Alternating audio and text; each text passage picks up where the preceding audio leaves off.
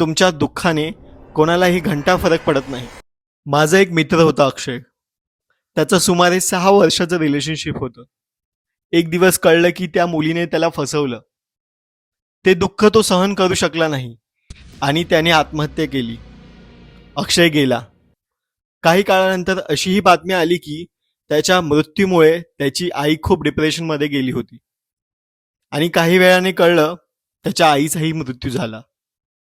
आज कोणी अक्षयच्या आईला आठवतंय का?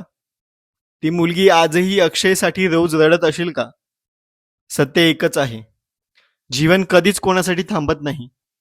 जीवन चालत राहतं. कोणी येतं, कोणी जातं. फारसा फरक कोणालाही पडत नाही. म्हणूनच आपल्या आयुष्यातले मौल्यवान क्षण फालतू लोकांसाठी वाया घालू नका. आपण आधीच खूप दुःखी आहोत आणि जगही खूप दुःखी आहे. आनंदी राहण्याचा प्रयत्न करा. आनंदी राहता येत नसेल तरीही प्रयत्न करत राहा, कारण तुमच्या दुःखाने कोणालाही घंटा फरक पडत नाही. म्हणून स्वतःसाठी जगा, स्वतःसाठी आनंदी राहा. आणि हा जर व्हिडिओ तुम्हाला आवडला असेल तर तुमच्या मित्रांसोबत हा व्हिडिओ नक्की शेअर करा.